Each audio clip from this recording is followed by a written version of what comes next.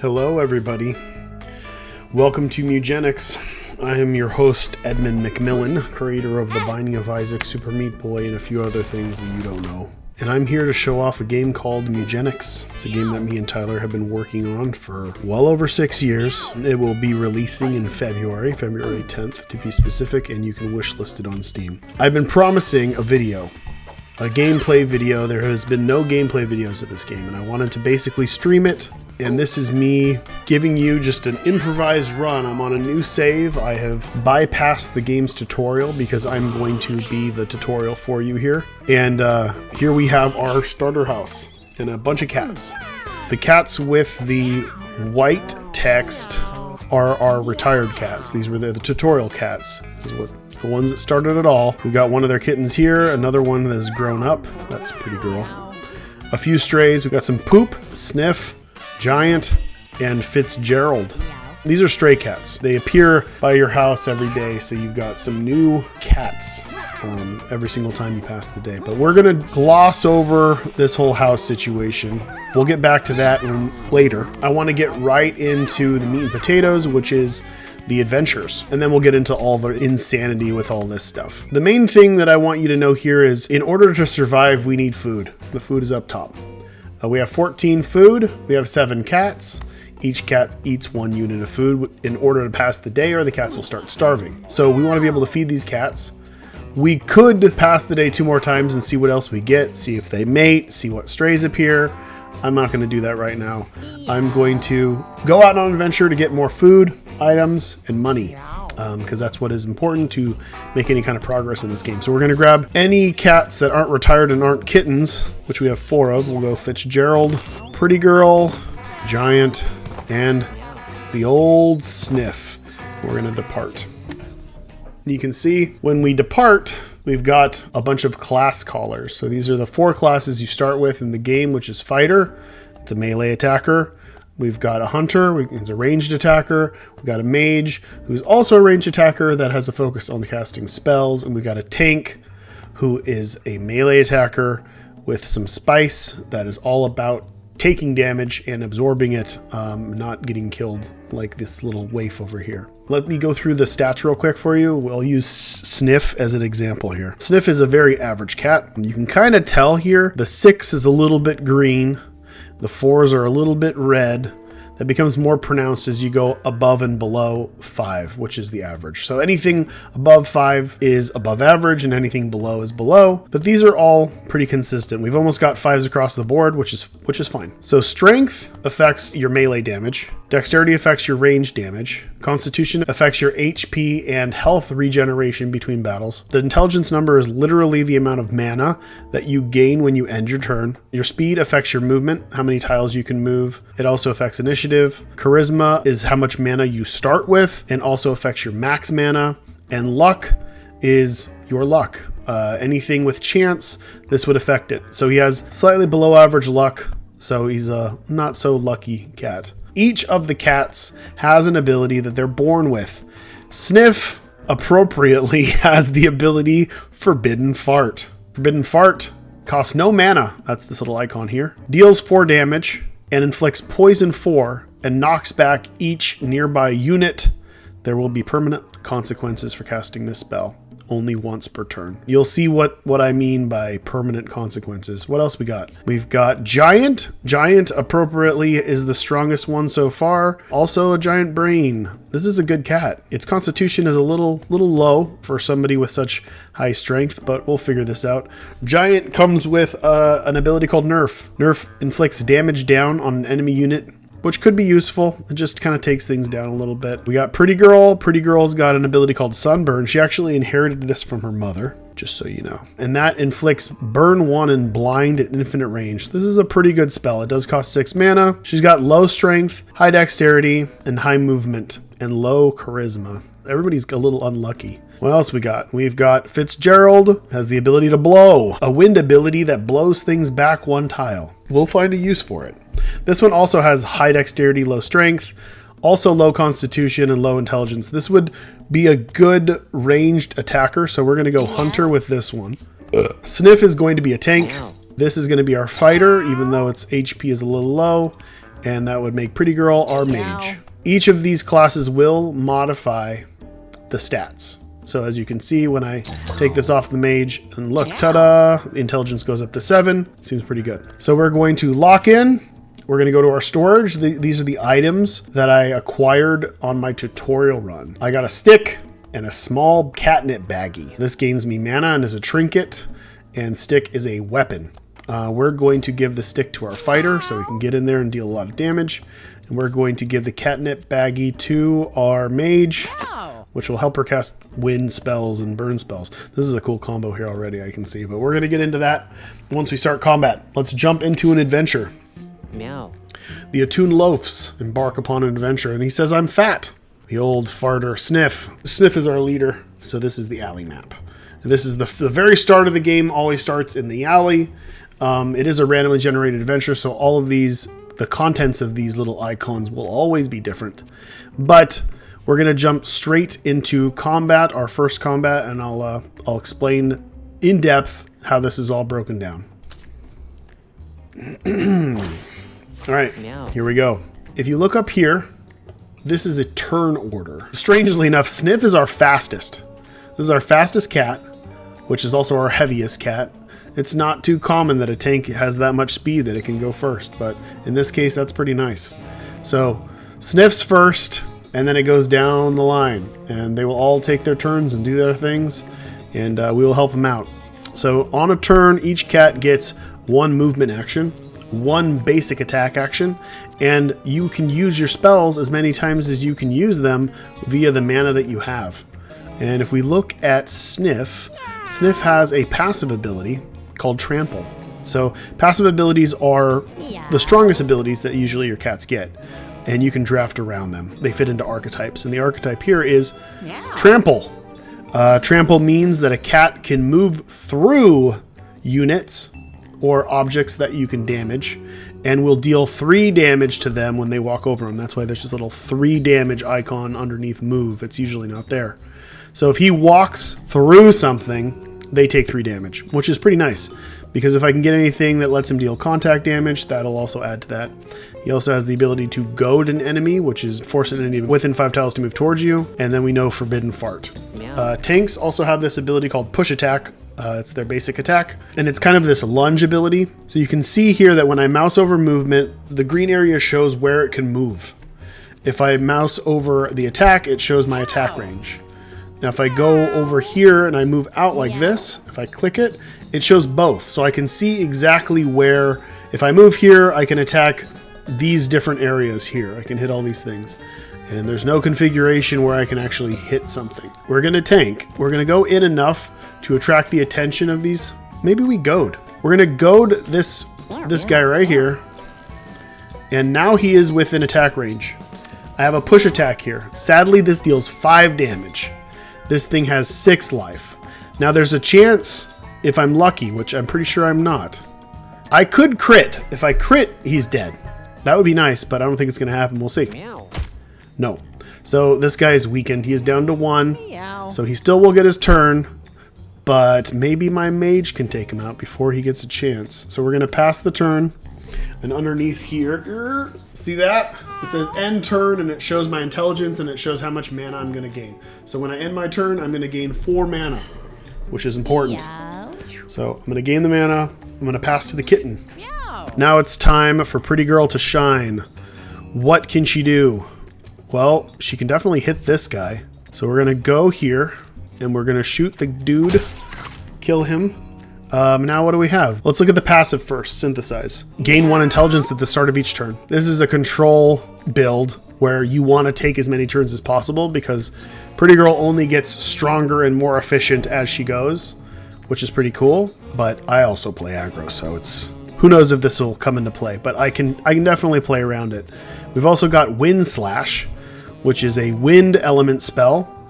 It deals 1 damage and knocks back 1 in a straight line. And it costs 4 mana, and we have 5, so we're going to use that. And you might have noticed that it did 1 damage and then knocked it back into the wall, and then it took another damage. So it's 2 damage here. Just for shits and giggles, I'm going to use my catnip baggie. to gain mana. Now I can do sunburn on anyone. I'm going to set this guy on fire and blind him. And you can see here, if I mouse over him, it'll see he has burn 1 and blind. Blind 30% miss chance for the next 1 turn. So if he wanders his way, which he can't, but if he was able to wander his way over to one of our cats and hit them, he would have a 30% chance of failing. So we're going to pass the turn and gain 8 mana. The Pooters are going to do their thing. Now, here's the fighter. And the fighter has a passive that says Hulk up. When you take damage, gain +1 movement range. He wants to take damage. But he also has an ability called Leap, and it jumps to an open tile within range and inflicts bruise on all adjacent units. Bruise means whenever a cat with bruise takes damage, it takes X more damage equal to bruise. So if bruise 1, every time he got hit, he would take an extra damage. I'm going to move here, and I'm going to try to leap. I'm going to leap behind. So like it's kind of overkill, but I'm going to leap behind it, and I bruised the poop as well. Nice. I'm going to attack him from behind, dealing 11 and exploding it. And I'm going to use the stick on the poop, see what's inside there. There's a coin. Pass the turn. The cat took its burn damage. Yeah. Now we've got our final dude, which has an ability called Bullseye. Your attacks never miss, plus 25% crit chance. He has the ability to spawn a bear trap within 5 tiles, which is pretty sweet because they cannot see these traps that you place. Also has the ability to blow and as a lob shot as its basic attack. It's got pretty good range. The downside to the hunter is that it cannot attack 2 tiles close to it. So it has to move away. We're going to just take this guy out. And then we're going to assume that this cat is going to want to try to come over here in order to attack. So we're going to put a bear trap here and say, go ahead. Go ahead and walk into the trap. All right, it's round 2. Back to our dude with trample. Let's goad this cat and hope that it goes into the bear trap. No, it went right for me. Still good. We're gonna walk over it. Boom. It's gonna run away. I forgot these guys are these are little scaredy cats. So whenever they take damage, they run. And I'm gonna go back. I'm gonna punch my way backwards and just stay here and hang out. Yeah, this dumb idiot. Look at him. What a fool. Tried to get me and he failed. So we're going to go over here. We're going to bash that. Blow on him. And burn this guy. And I think he doesn't have enough mana to leap. He has 5 intelligence. It would be really nice if this guy had 1 more intelligence, because then he could leap every single turn. So we're going to be on the lookout for any items that give us intelligence, because he could really use it. We're going to still go here because we can reach him with our stick. All right, can we bring it home here? I don't know if we can. We can at least put a trap here and shoot this. There, that'll do it. So there's some interactive objects that you can knock around if they're hit in the right direction. Rocks being one of the main ones. All right, this is when it gets real cool. Every single time you finish a combat, you level up and you get to draft an ability. It's kind of like drafting a mini deck for each character. And there are over 1,200 abilities in this game, so it's really, really deep. And they're all completely unique, and they all level up, but we won't be seeing leveled up spells in this one. Replicate's pretty cool. Lets us double cast spells for 5 mana. This is better when we've got something that's like this, like something a really big high damage thing that we can save up the mana for or find ways to abuse. We've got Frost Blast, which freezes units on tiles in front of you. And Energy Blast is just a high damage spell. We also have a collarless spell. So these are all mage spells, but this one is from the general pool. And this is a melee attack that deals damage equal to half of your dexterity rounded up. 6 mana for 3 damage isn't the greatest conversion. I'm leaning towards Replicate or Energy Blast. I don't know. She does get really smart over time, and she does have 8 mana, so I can cast this every single turn. So I think this is the answer. It has no element tied to it. It's not going to do anything super spicy, but it's 10 damage every turn. So I'm taking it. Yeah. All right. Now on to the event. This is an event. So there are hundreds of events. And depending on where you are in the game, they're different.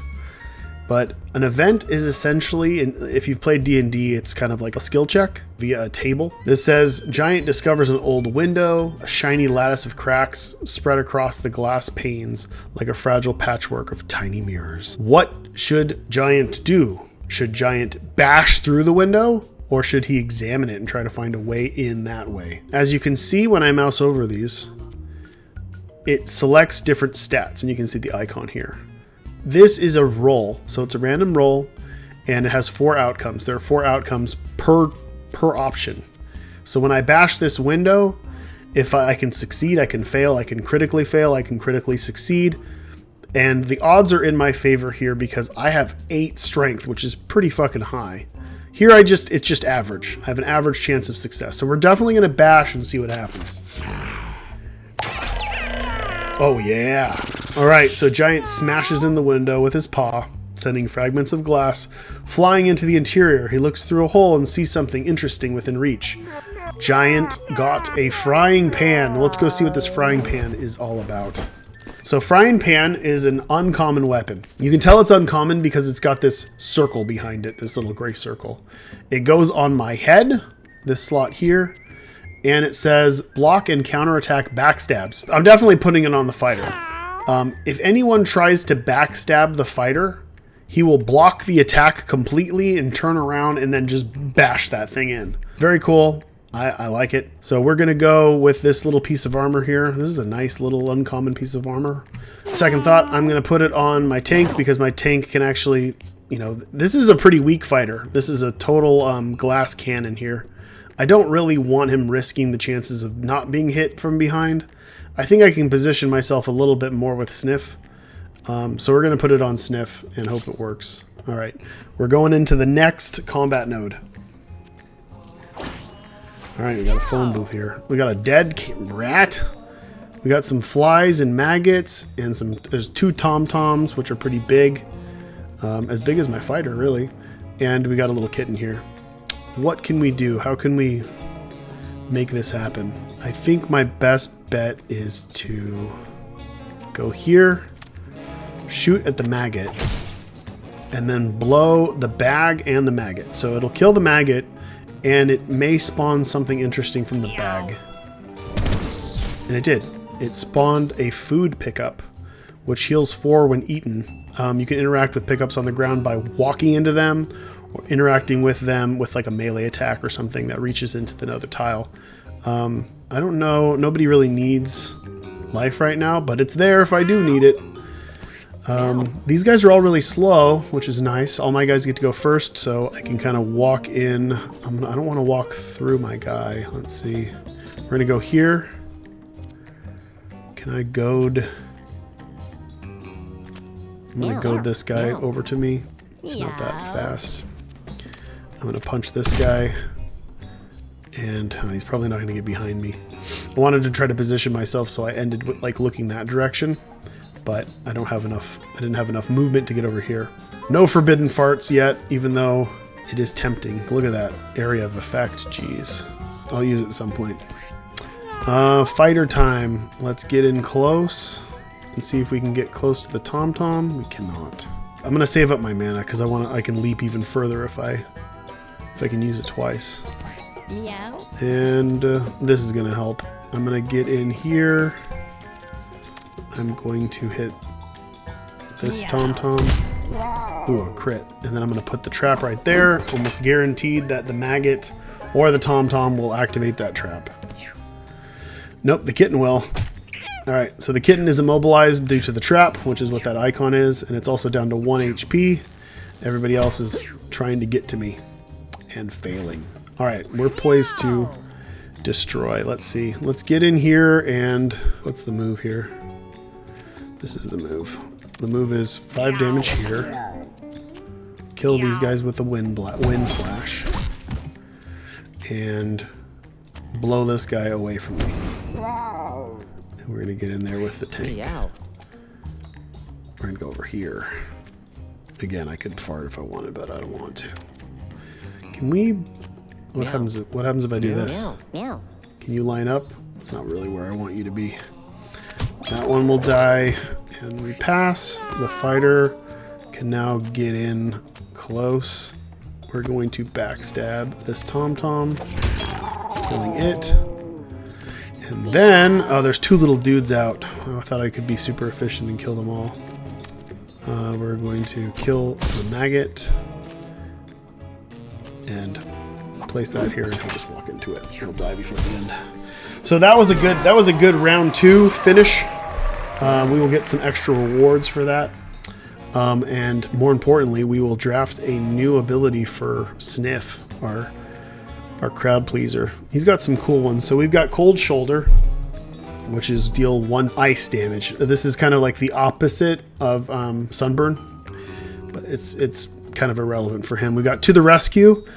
Jump to a tile adjacent to an allied unit and damage and displace any unit you land on. So this would be like, put my fighter out there, then this guy jumps in and smashes. The only downside is this guy's so fast that he seems to be going first, so it's kind of irrelevant in the early game. We got Belly Flop, which jumps in and mobilizes a unit and deals 1 damage, which could be okay. We've also got Chew Cud, and it just heal yourself. Kind of like that.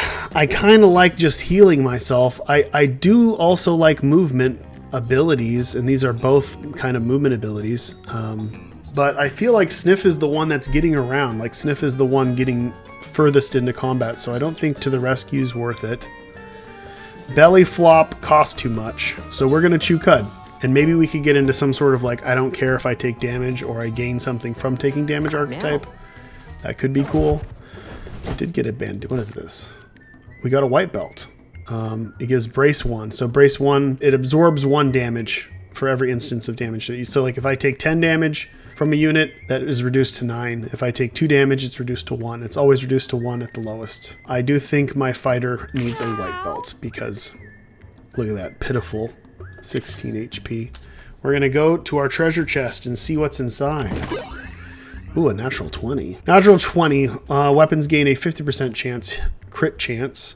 My basic attack gets 10% crit chance. This is a trinket. It goes into the trinket slot at the end over here. Now, he is already poised. He's got a 25% critical hit chance, and that goes up to 35%, which is pretty nice. I'm just going to put it on him and raise the chance, and maybe there's some crit archetype we can flow into. We're going to do another event. Oh. Flock of birds travel above in the sky. Some land in nearby perches, resting for a moment before continuing their migration. So this is actually what we refer to as a weather event. So this is an event that happens, and then this is constantly happening throughout this chapter. And we can look up here, bird migration. 1 to 2 birds spawn in each fight. Now birds are pretty cool. They're usually quite rare, but we're going to be seeing a lot of them in this run because of bird migration. I'm just going to move into the next area because you're going to probably see at least 1 bird there, along with the mini boss. So let's go to the mini boss. The mini boss is Magnus. This is a fighter mini boss. There are many mini bosses in this game, but this guy likes to chain dash, which means he'll move and then he'll like rush and then hit and then hit and then hit. Like he'll keep like bouncing different directions. So you want to stay apart. His other secondary attack is a spin attack, which hits everything around him. So you don't want to surround him either. He is pushing you to keep your guys apart. Now remember when I was talking about birds, it appears there is a turkey, and turkey's pretty good if we can kill it. You may notice at the end here the turkey goes and it's got a yellow background. That is because it is technically a neutral unit. So it's not gonna attack us unless we kind of fuck with it. Depending on the bird, there's different AI for different birds. They do different things, but eventually birds will go away. This is a big fat bird and it's slow, so it won't be leaving anytime soon. But if I wanted to, I could attempt to kill this bird instead of damaging the boss and try to maybe harvest some bird parts or other items that it may have. And you do gain an all stats up if you happen to kill this bird. I can't reach this boss either way, so we are going to attack the bird. And it's going to fly away. And then we're going to goad the bird. Come on back. Meow. Come on back, bird. Okay, and then we're going to walk into the bird. No, he is mad. If only he would attack me from behind. All right, now he's hanging out in the grass. There's a bunch of different tile types in the game, and in the beginning, there's one of the common tile types is grass.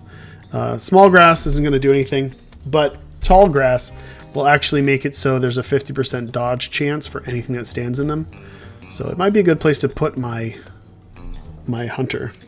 All right, we'll pass to the mage. Mage is going to do some stuff. There's some catnip over here that I cannot reach. We're going to, again, we want to stay apart.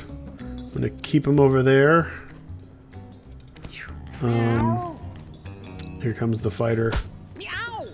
Cool. Okay, we are kind of close. But I do want to deal 8 damage. What can I do here? We're going to go here. Hit. I'm going to jump over to the tall grass and hang out over there. All right. We need to get away from him in order to shoot him. We're going to hide out over here. We're going to shoot him. Oh, nice crit. We're going to lay a trap right here because I have a feeling he's going to go that direction. Let's see what he does. No, he goes the other way. And he wails on our tank, which is fine. Tank's got a lot of life. Meow. Tank's turn. Should I walk through him? There's a chance that he'll go left, right, or right behind me. If I go through him, I'm just going to risk it. I'm going to walk through him. Cool. And then I'm going to punch him in the back. And I'm going to chew some cud. Yum. What can we do here? We can definitely hit him. Okay, I'm getting in for damage now. We're going to zap him and deal 10. And deal 10 again. And he's almost dead. So he's going to go crazy here. What is he going to do? He's probably going to... If he goes this direction, I still think I'm okay. He's going to hit one of my dudes.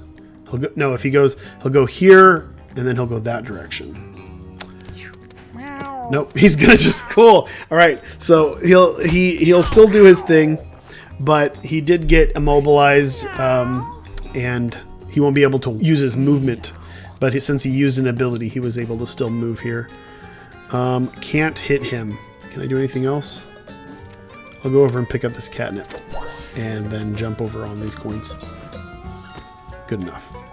Yeah. The way this game works is you don't get these coins when you just finish a round. You have to actually stand on them or interact with them to gain these coins.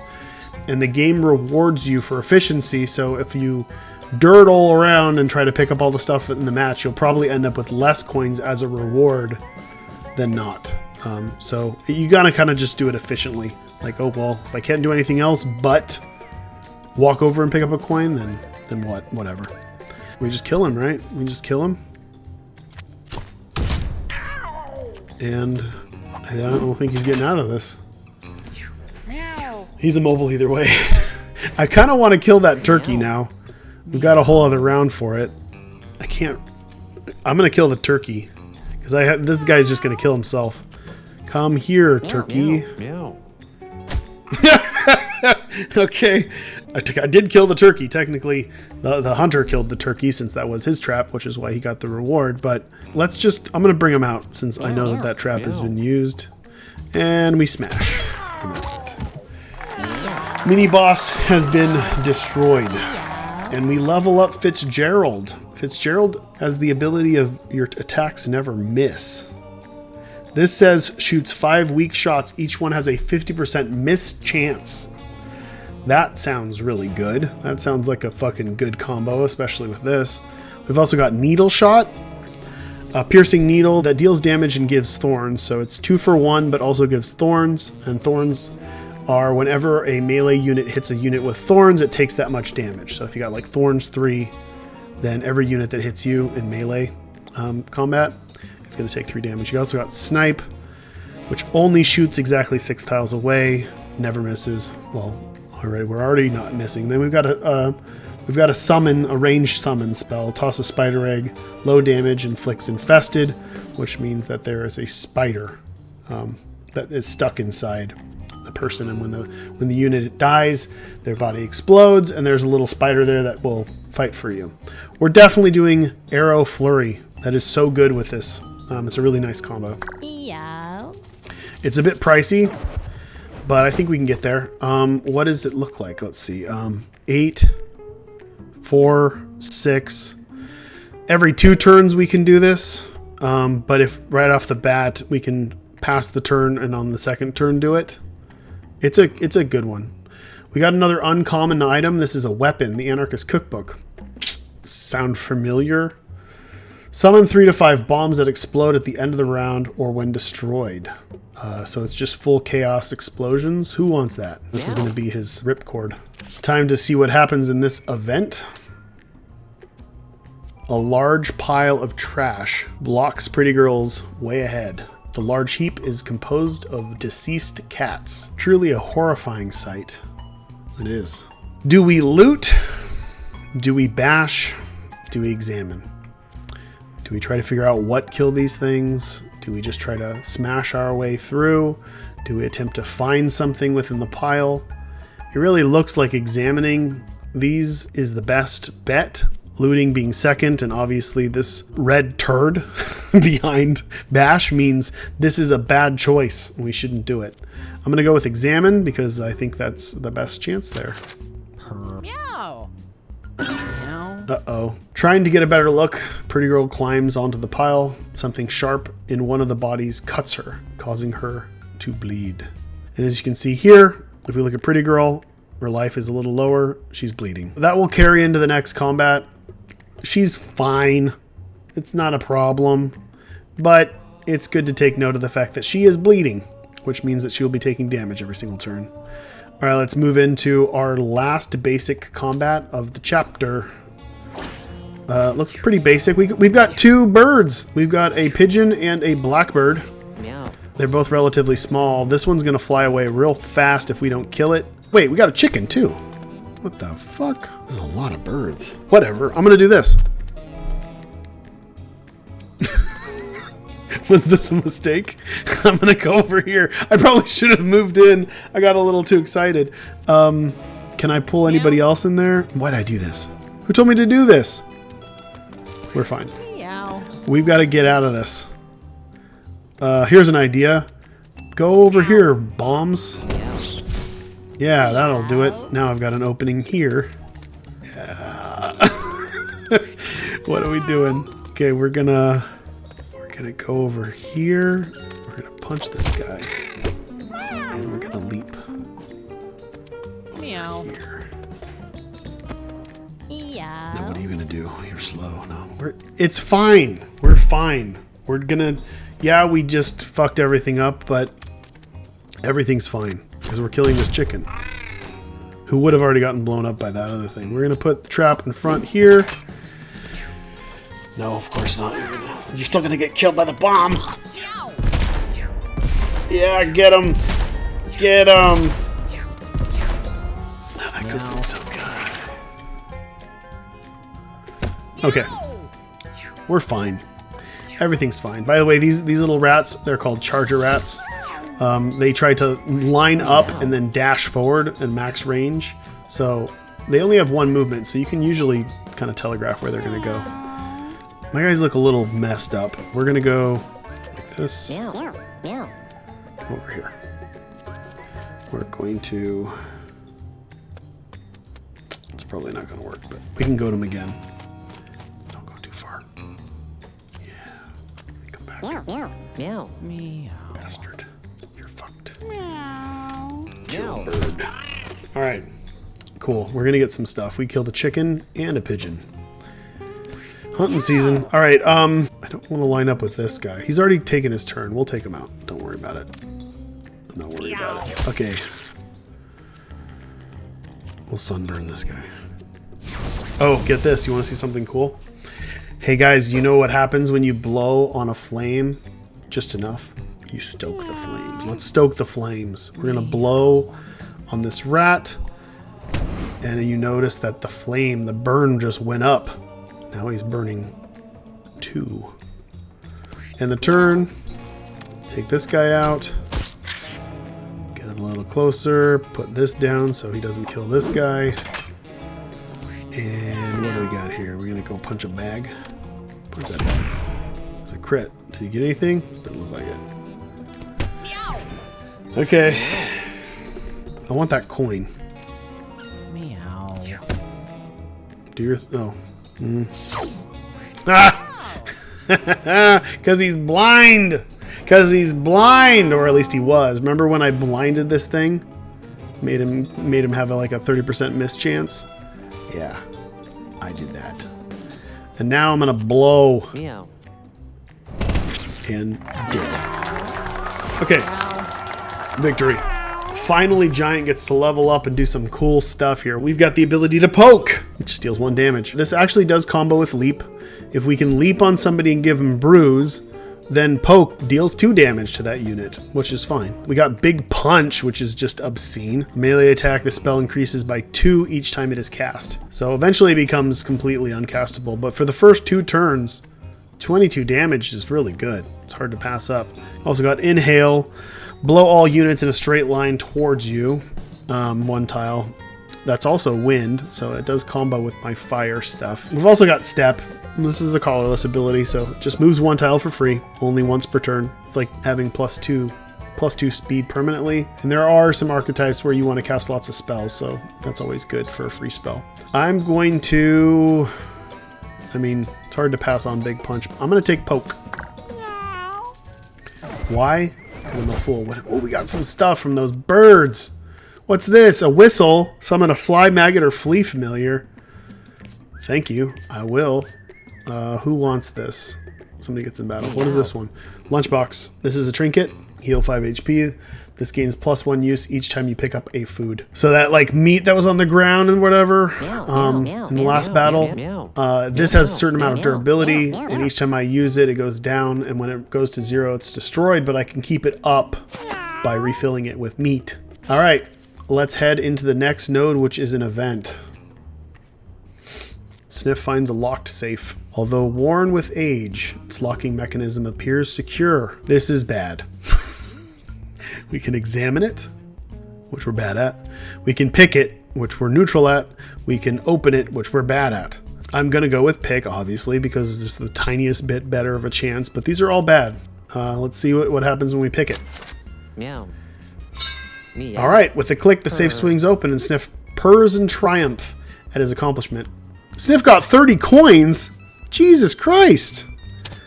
That's a fucking payday and a half right there. That's a lot of coins, which is pretty fucking awesome because we're going to be hitting the shop soon. All right, but first, we get another prize. What is this? Seed bombs. It's a weapon that you throw and it makes tall grass. So you can hide out in tall grass. I don't think it's going to be that relevant in this run, but it'd be nice to keep it home at the end. And finally, we've got our shop. Ooh, a wig. That's a good one. Okay, what are you talking about? First, we're going to take a rare candy. That'll level us up. You always want to take rare candy.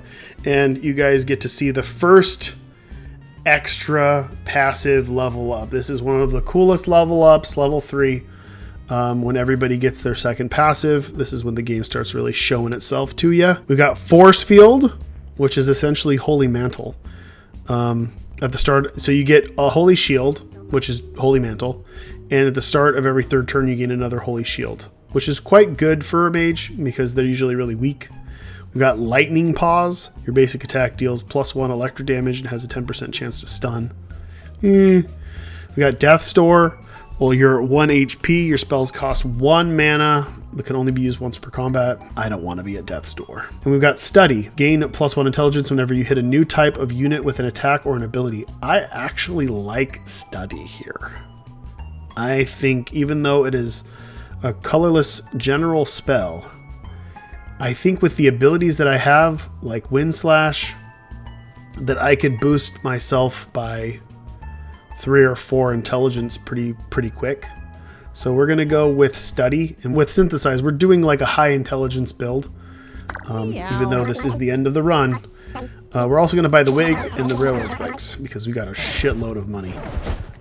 Usually you do not have the ability to do that, but since we hit the jackpot and picked that locked, we got all this stuff. So the wig is +2 charisma. This is a time where we can kind of stop and look at some numbers here because this could be really good for us. Is there any cat where we really want to do an ability right off the bat that is too difficult for us to cast?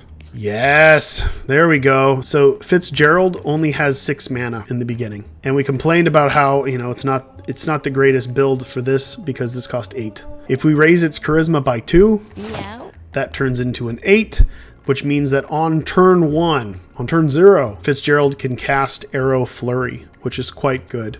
I want to be able to do that as soon as possible. And we got Railroad Spikes. It's just a ranged attack. I can use, there's 8 of them, and I will be giving that to my fighter. And we will be going for the final boss of the alley. All right, the Los versus the Radical Rat. So the Radical Rat is always the first boss that you fight in the game. We're still on the rails. Like, even though this feels a little open, we're still pretty much on the rails. We're kind of spoon feeding you bits and pieces here to not completely overwhelm you. And this is the dude you fight, and he's a puzzle boss. So really, you've just got to think about your placement and making sure you maintain his attacks. He's got a little black buddy bird. He tosses bombs that explode at the end of the round. So he's going to be throwing bombs out that are like Bomberman bombs. And at the end of the round, if those bombs aren't defused, they will go off, they will chain, and they will just destroy everything. So we have to basically maintain his bombs. Can I get anywhere where I can hit anything? Burning this guy is a little iffy, okay? Because bombs are flammable. And if we set him on fire, he might walk through other flammable tiles, set things on fire, make more fires, and then throw bombs in the fires that instantly blow up. So I'm weary of using Sunburn. But I also want the bird to die by the end of the round. What I'm trying to do is also steady. I'm going to Sunburn this. I studied an animal. So the blackbird is an animal. The Radical Rat is a rat. But there's other things I can study here. But either way, I gain +1 intelligence for studying the bird. And the bird's blind. It's not enough to kill the bird at the end, though. But I still got +1 intelligence, which will be useful. Here comes the bomb. Meow. So we got to take care of that bomb. Should I... Okay, I'm going to walk over the bomb. I'm going to use that. Good enough. I'm not going to... I can use the cookbook on him. That would be kind of funny. Wait, maybe he might actually absorb all the damage because he covers himself with a garbage can at the end. Let's see. I'm going to bring this bird over here. Oh no, the bird is lighting stuff on fire. Kill the bird. This is pretty cool. This is a little combat mode. You can strip away all the different things that can get in the way. You can just see what you need to see if you need to see it. The bird was on fire, so when I killed it, it turned into cooked meat. What do I want to do here? I'm gonna summon something. What do I want to summon? I summoned a flea. There's a little flea there. That's my friend. My friend will go and attack the boss. I'm worried about this. I'm worried about this. I'm worried about this fire situation. I think my farts are also flammable, so that could be explosive. Can I get over here? Pick up that. Man, I'm so close. So close. We're gonna get close. We're gonna throw a railroad spike at him. He's gonna don't throw in the fire. So we gotta do something here. All right, we're controlling this guy. Should we suicide into? I'm just gonna use him to. Oh no! Oh no! Oh no! He's on fire. He's gonna blow it up if he attacks. Oh. We're gonna end the turn. Yeah. Well, I've got Arrow Flurry now. Should I just try to kill him? He's gonna take his turn. If I don't kill this, I'm fucked. I'm gonna move over here. I'm gonna kill the bomb. We're fine. I'm gonna Arrow Flurry the boss, which is always gonna hit. Oh, and look at all those crits. That was cool. What is he down to? He's half-life. He's going to hide, and he has got no bombs to explode, so we're good. The fire is dying down a little bit. Actually, no, it spread over to this rock, which had some grass growing under it. Our flea friend's fine. He's on fire, though. Now we're going to get in here. We're going to smash this guy, and we're going to fart. I think it's time for the forbidden fart. I want to show you, mostly I want to show you what the consequences of said fart are. Here's time to fart. Now, as you can see, he actually, oh, I got necrosis. He bounced, because it lobbed him into these objects, which he bounced off of and took a bunch of extra damage. And I acquired a disorder. So the consequences for all of, there's a cycle of forbidden spells that cost no mana, do something really big, but will always yield a disorder. The disorder that I got is necrosis, which gives me +2 strength and +2 constitution, but whenever you take damage, you spawn a piece of yourself, essentially. A piece of your body falls off, and it is poison. It's poison food. And it gives you -1 strength and -1 constitution. So as long as I don't take a shitload of damage, I'm fine. It's actually not bad, you know, because you're this weird blobby, decaying zombie thing. I will chew my cud, though. I'll do it a few times. Do I want to blow everything up? No. I've already farted. So at this point, I think I can kill this dude on this turn, so I'm not going to worry about the bombs. We're just going to blast. Oh, I studied the rat. I'm even smarter. I'm going to go eat this food and shoot him again. It's a crit, and it's done. So that's the Radical Rat, and that's the end of the adventure. We're going to draft one more ability. This is cool. You guys won't see it because these cats are coming back and they're going to retire, but rubber arrows, quiver, Might of the Meek. These are all cool. I'm going to take quiver, which lets me to save unused basic attacks for future turns, because if you've noticed, I usually can't reach something right off the bat, so I usually forego using my basic attack, and this will allow me to at least, you know, stock it up. Maybe I can find other ways in the future, but we're gonna head. I'll check all this stuff out when I get back to the house, and we're gonna head back. Meow. And we're gonna return home. All right. I unlocked the sewers, which is the next chapter in the sequence. There are 3 chapters per run, and there are many different chapters in this game and branching paths. But in the next run, next month, I will venture into the sewers with you. But for now, I need to put some stuff away because this is my storage, and I've been hunting birds. So I've got a shitload of items that I can't even fit. So we have to judge this real quick. Easiest way would be to look at the icons. These are all common, so they're not going to be as good. I don't need the railroad spikes. I don't actually want the seed bombs. I do want a crucifix. The crucifix gives me holy shield. Used glasses is it is part of a set. If you can find all 3 parts of the set, you get a pretty good crazy bonus when you're wearing it all. But the large catnip baggie I think will do more work for me, so I'm going to take that, throw the rest away, and bring my cats inside the house so they don't starve. Now, you can see up here, I've got 34 units of food. I could hold 100. I have 7 cats, so when I pass the day, they will eat 7 of those. I've also got 45 bucks, which is relevant later once I unlock a bunch of stuff here. I'm going to end the day and see what happens. All right. Odie and Dr. Jerry mated, but I believe they're related, so that could be problematic. Anything else? All right, Giant got together with Pretty Girl. They've bonded over their experience. They had twins. They look monstrous. Oh, it's raining again. Rain is a spooky one. I think it rained because we did bad things. That's Frank. And more on Frank next month. I'm going to cut it off here. And we will see you in a month. I hope you enjoyed this first showing of the game. I think you can kind of sort of see the potential here. I don't think it's going to be super apparent until the next run.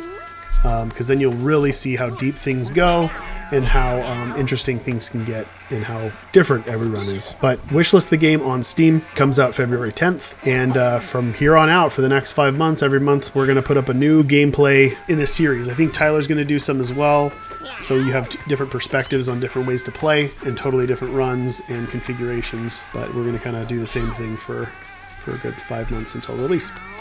So thank you for watching Mewgenics. I hope you enjoyed it, and I will see you guys later.